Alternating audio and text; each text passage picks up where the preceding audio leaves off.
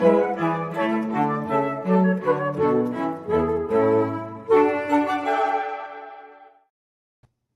good afternoon. It's a chess show on Pod TV. My name is Sasha Star, and my guest today is Professor Ken Regan. Welcome to the show, Ken.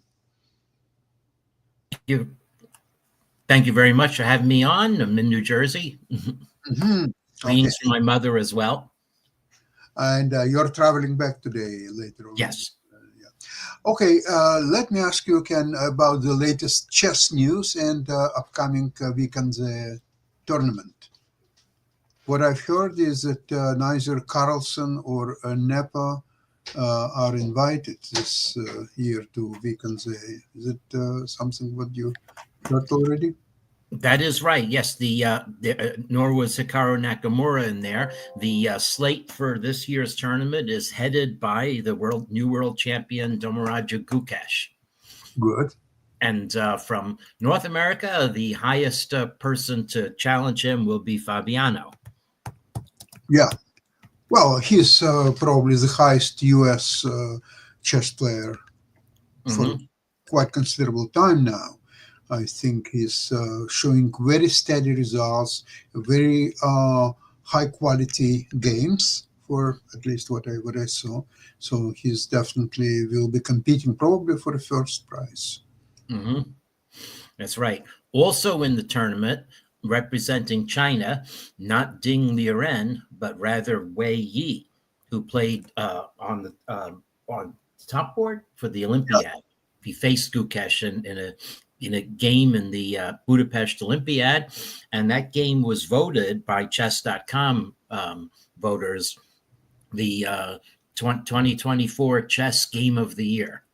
Wow, that's absolutely very high regard for a chess game. And so who is your favorite in Vacancies this year? Probably Fabiano or Gukesh maybe? Well, I am going to go with Fabiano. There's a little bit of a home rooting interest there. Actually, I should probably preface this by saying that I am not supposed to have a rooting interest in the tournament because I'm officially screening it. So I maintain my my studied neutrality.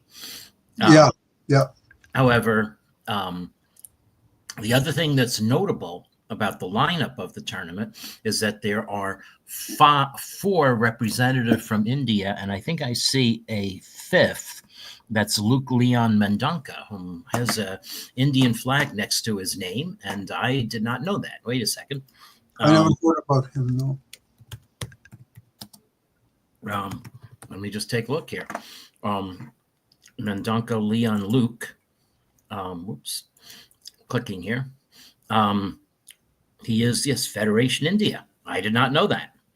So the name sounds more Chinese to me than Indian. Well, no, it sounded Argentinian. Argentinian. Wow. So what? Mendonca, yeah. So he changed federation lately? No, let's see. Let me see what his Wikipedia page says. He is in the world's top 100, but for India to have 5 representatives at Vaikansé, and apparently the entire Western Hemisphere only 1 is. Even in a time when Soviet players played in Vaikansé, there were never 5 people from Soviet Union who would participate in Vaikansé. I think 3, maximum 4, but never 5. Yeah, no, he's Indian through and through. Wow, I did not know that. So we have Pentala Harikrishna facing Arjun Eragaisi in round 1, and R. Pragnananda, or Ramesh Babu Pragnananda, playing Norbek Abdusattorov tomorrow. Then Leon Luke Mendonca against Vincent Keimer of Germany, and Domaraja Gukesh against Anish Giri, which will also be in a really interesting game. Yeah. Indeed, Giri drew attention to that pairing on Twitter. So it's fair to say that most likely one of the India representatives will clinch this tournament. Yes. By numbers only. Right. And perhaps it will be Erigaisi because, it's been said that somehow he's flown under the radar and the prestigious invites like Vacanze have passed him by, but here he is. So I'm sure there is betting for one of the five, any four of the five Indian representatives would be highly Plus Caruana. as favorites. That's probably the least of most formidable candidates to win these tournaments. Yeah. 4+1. And then, what will Anish Giri produce? He won the tournament 2 or 3 years ago, one of those. So is Anish Giri is only one representative of Western Hemisphere? Well, I'm counting Western Hemisphere as just the Americas. Oh, yeah, you're right. Yeah. You're right. Yeah, so, I thought that Giri, for some reason, he claims to be some relationship to India and to Russia too, because he was raised in Russia. He speaks Russian very fluently, and of course now he's in Holland. He's a resident of Holland, and but Giri is also one who can. I think he could fight for one of the first places. Depends on his form, of course. Right. That is, of course, right. Yes. So it's it's all this. I think this is a very close run tournament, and Norbek Abdusadarov was in the candidates.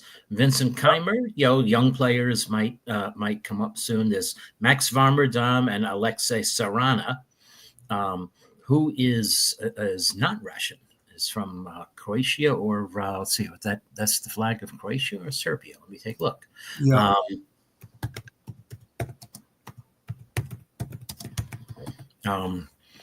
So let's see. So he is. No, it says Russian Grandmaster, but he's got the flag of Serbia next to him. So a lot of Russian Grandmasters relocated to even Fedoseev, for example, and Sarana. Yeah, it makes it easier for them to travel, to be invited to tournaments, I guess.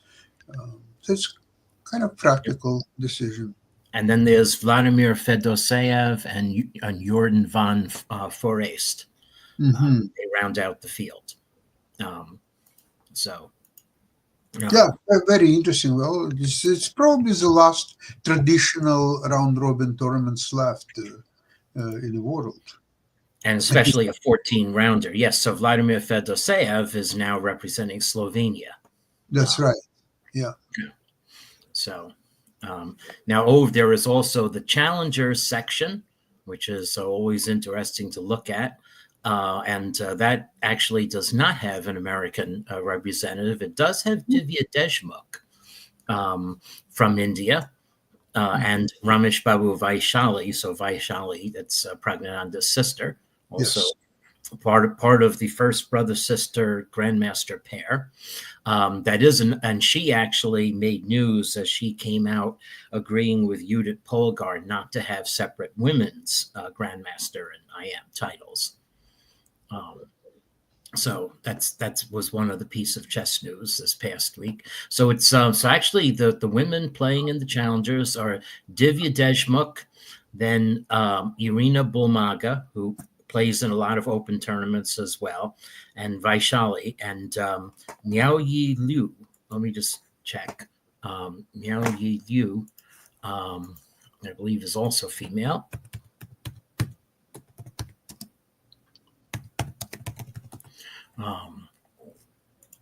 Indeed. Yep. So she is a international master and women grandmaster, rated 24, 25, 29. But I have not advanced my project of showing that the world's women are largely underrated. So that will also be interesting. The other headliner for being a young prodigy in the tournament is Faustino Oro. So also representing the Western Hemisphere, Faustino Oro of Argentina. Very interesting. Young kid. And then there's Kazibek Nogurbek. That's a player I'm not familiar with.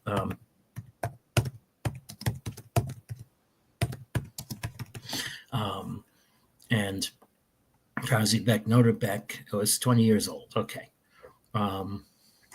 So chess by age is probably the youngest week in the tournament in the last several years. it's quite possible. Are any old garters in the in either tournament? I mean, is Fabiano the oldest? Let's see. He's veteran. Yeah, there's Tai-Dai Van Yen and Arthur Pipers, who I'm also not familiar with, but he looks like a young kid in the little photo. Notabek Yakuboev, I know. Aidan Soleimani, Benjamin Bach, also young. Eddie Sgurl of Turkey. I should actually bracket him with Faustino Oro. He's a little older. So, but he's also someone whose meteoric rise I chronicled and screened. I mean, I was always calculating a truer estimate of his rating than his actual FIDE rating for use in tournaments. It was always important. Actually, representing the old guard is Ervin Lamy. So there we go. Now we're starting. Then we're starting to get into people closer to my age. He was youngster just a few years ago, and he was very promising. Erwin Lamy. Okay, let me see. Now he's a veteran, same as Caruana. Yeah, let's see. Erwin Lamy. Born 1985. Oh my gosh, he's not even 40 yet. Wow. Okay, he's only 39. You're right. Okay, so yeah, you're right. He's older than Caruana for sure. Yes, he is older than Caruana. So, okay. So there we go. I think I have mentioned everyone. Frederick Svein of Germany is playing, and then I think I've mentioned everyone. Yeah. You have some couple games to show. Yes, I do. So I can show. I mean, this will be a review, sort of year in review, but may as well talk about again the greatness of Gukesh. So let me share my screen. I'll share my whole screen,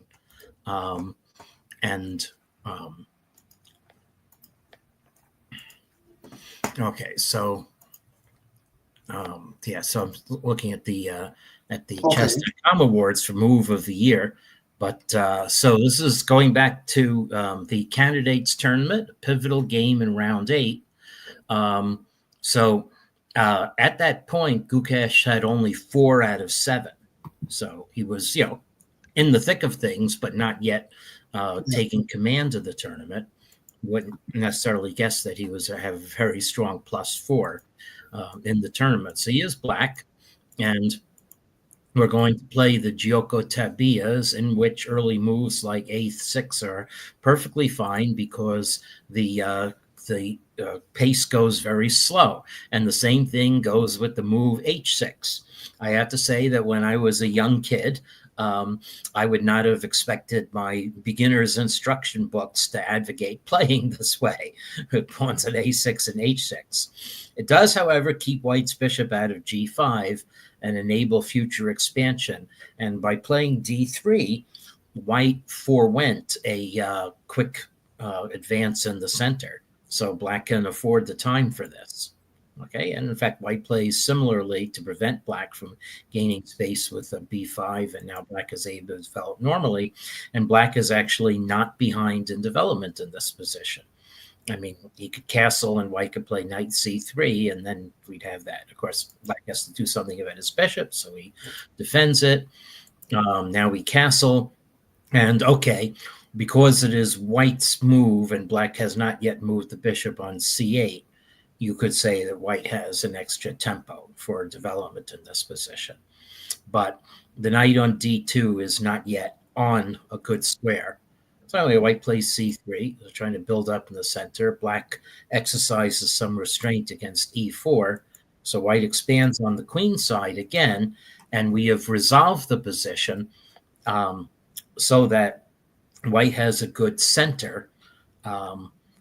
And also white's bishop on C4 is working very well. The knights, not clear what the knights are doing yet, but white can try to get a knight to F5.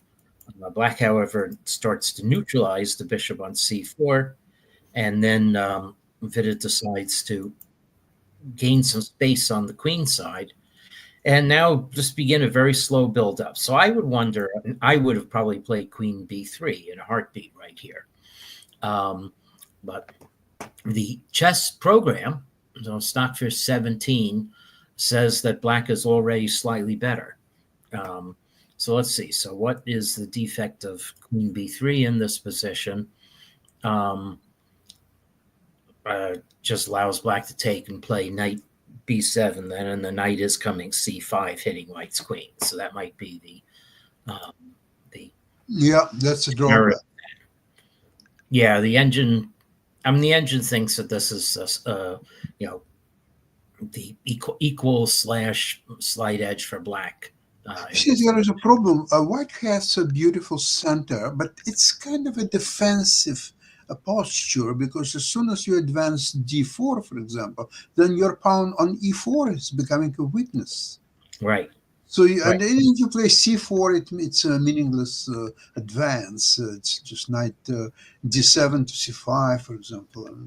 It's kind of inflexible position. I would rather be happier to have black pieces in this position than white. What I would want to do is try to get a knight to f5, but the tactics with knight h4, knight takes e4 might not be working for white here. So maybe you have to start with queen e1 to prepare knight h4. Right. Maybe it would have been a better idea. Yes. Let's just see, since this is a crossroads position. And queen e1 is not one of the computer's first. So let's see. So it just says black is going to play knight bd7 and then sort of austerity. So actually, so what's happening here? So this is the flaw in what you just said, is that black latently is going to take on b5 and take on a1 and deflect the queen. So the queen's guarding of h4 is actually not operative in this position. Yeah, so queen c2 was played, right? Yeah, queen c2. So now, so white decides queen c2 was preparing d4. So white decides to take the bull by the horns and try to resolve things in the center. Now this rook to e1, abandoning play on the queen side, is in a veiled way guarding e4. If black captures on d4, white will capture with e pawn, and then the rook is guarding e4. So we abandon play on the queen side, so black will play there.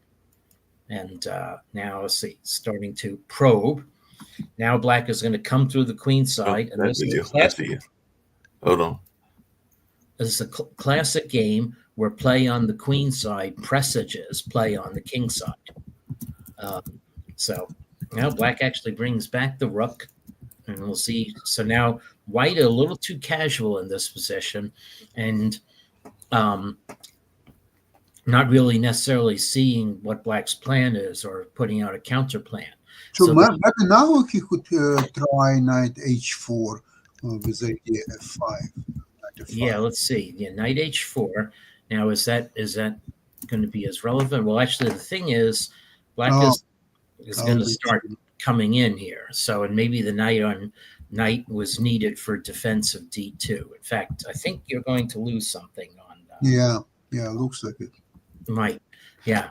So it might lose something in the center that way. Yeah. So this is very tricky. Yeah, the computer wants you to either play c5 with a counterattack or play knight b1, I guess relocating this knight, which I don't know. Knight b1 doesn't look right to me. Maybe it works queen b2 with idea to exchange rooks on a1. Queen b2. Well, black is still going to play rook a2, though. Oops. Oh, mouse slipped there. Yeah, that's not a solution. That's not a solution.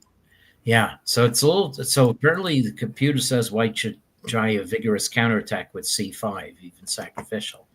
But white played slow, and black decided to just stop c5. That's what that move does. And now start playing. Okay, so that move is not striking while the iron is hot, according to the computer. Queen a3 would have been better, but I don't know. It looks perfectly fine to me. Queen a4. Now black is filtering into white's position. So here comes knight h4. Let's see if black can punish it. Now black has taken over the a file completely. And white's knight is going to meet a very unfortunate end on f5 in 10 more moves. Okay, so black played king f8, a really nifty move to keep white from wheeling the knight to d5, where on d5 it would have some offensive and defensive capabilities. So, okay, rook b1. So the question is, should black be worried about the force on the f file? But the answer is no, because f6 is really well protected at this moment. So black starts pushing white around. Now black has full control of the a file and other squares to invade on. And now white tries the counterattack with c5. How desperate really is this for white? The computer does say white is the equivalent of a pawn and a half down. So in a position like this, with only 12 minutes left on your clock, and important to note, the candidates did not have increment before turn 40. So this is real time pressure on the horizon, just a minute to move. Vidit decided he needed to lash out. He's definitely aware that he's inferior in this position. The computer does want white to play g4, but you could very easily see g4 being annotated as folly, making more weaknesses in a position where you're under attack. Anyway, c5. So knight c4, white's idea. I imagine there are all sorts of interesting traps. So black can't play queen takes b5. Queen takes b5, white just comes through, taking on e5. And then is able to play rook b2. All right, tell us. I think we can bring up the video and everything. I saw that there was some issues with the your computer and everything, but I think that I've been able to figure out a way to get that up and everything as well. So hold on 1 second, we can make that happen. Okay. Well, black is making it happen in this position now with an attack on white's king. So now the computer is able to see that black can bring this attack to fruition. You want to just go ahead and describe while I'm getting ready to pull it up, but I did see the video. And so white sacrifices the knight, and black starts tightening the noose. White's knight comes back. And here we go, g4, which might be giving air, might be doing something, except that Gukesh has calculated that taking over the b3 square is key. So rook takes f5. Okay, move of the year to g5, checkmate. Yes.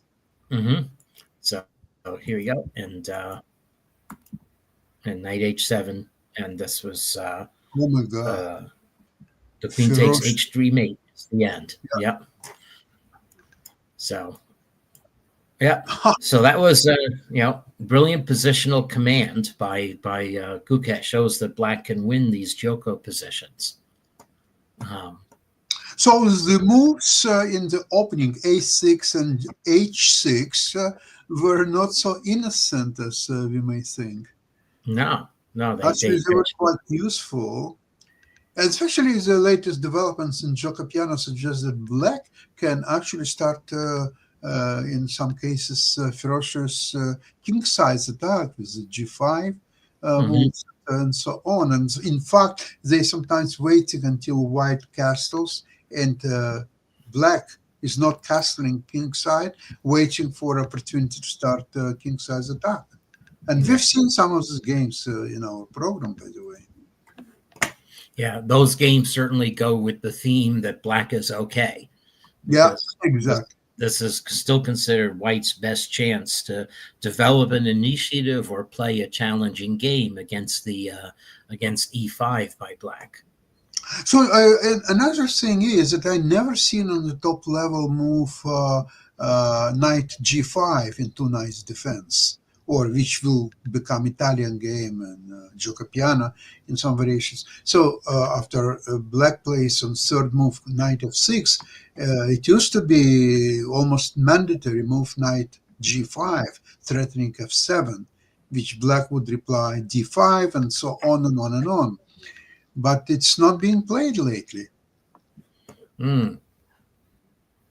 Yeah, I don't know. I wish I were more in play, more following the Yeah. the means of games. So, um, so, um, we'll present one more game. Okay. So, in honor of Miao Yi Lu, who is playing at Vaikonsei. Okay, so one of the games of the year played in the Olympiad. So Mhm. the women's chess Olympiad. So I'm showing this screen, and let's see if I can get this to be bigger. Let's see. Okay. Yep. That's So good. it's yeah. That's the good thing about sharing the screen is that I have it bigger now. Okay. So Yu Mao Yi is black. Mhm.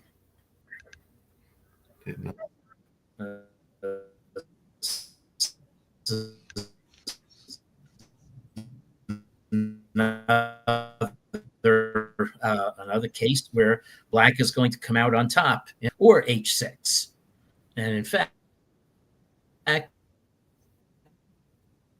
Liu Malier speaks, was happy to allow white to play b4 and expand a little. That eventually created weaknesses that he exploited. Here, black restrains the b4 move. Okay. And now white plays the pawn, and Liu Malier is really not afraid of white's bishop coming to b5. So bishop a7 by black, just preventing it from being hit by d4. And now be interested to see how often does white play bishop g5, because that would be my automatic move in this position. But maybe it's, I don't know, maybe it's the fact that white has castled already means that h6 and g5 is perfectly playable for black.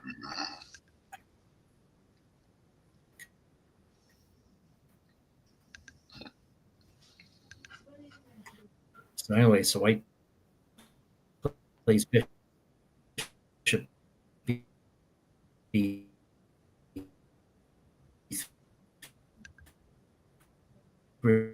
Whoops, I did not mean to start a and still keep latent force able to expand to the center. So a key dynamic of this position is that even though black is ahead of development, black does not have an obvious pawn advance plan yet in this position.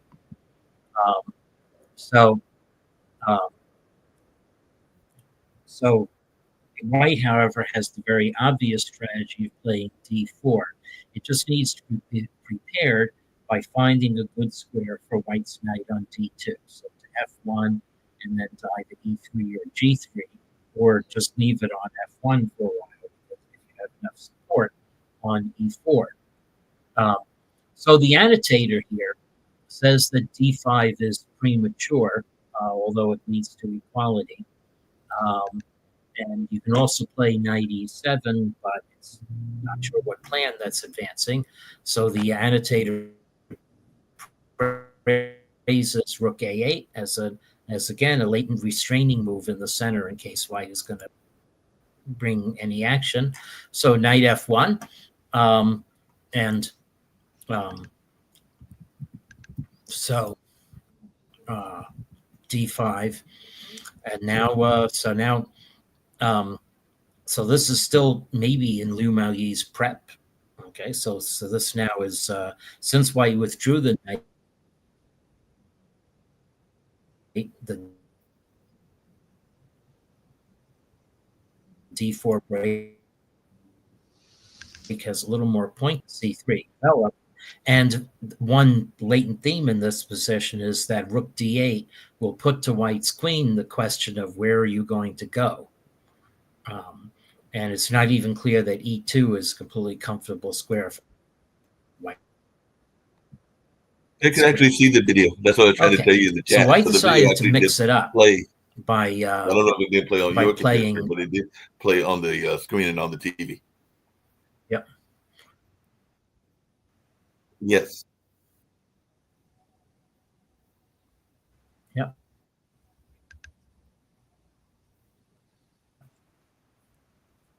So what taking white did not mean to do that. And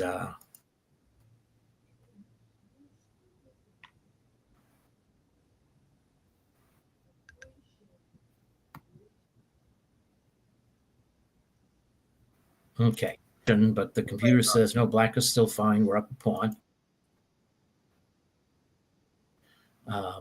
Well, this, however, though, maybe rook c6. And now let's see. So now black is going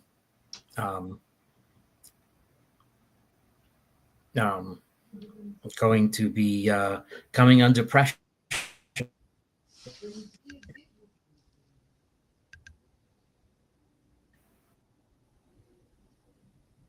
Okay, so square on the board, and now relief that white lives for in the joke about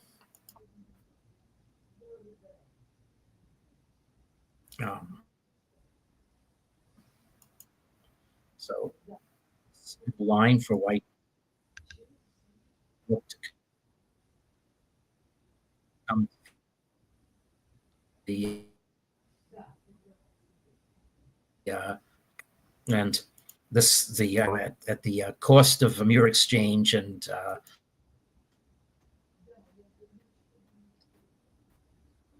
white is coming through into black's position.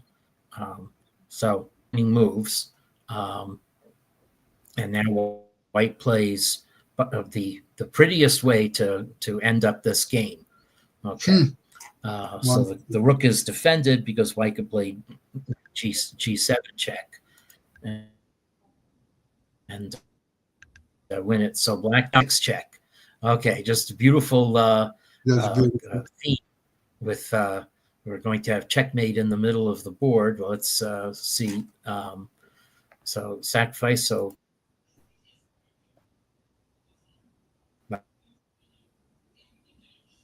I capture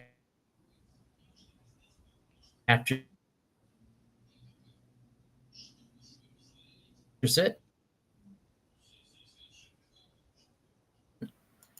Now rook takes d8.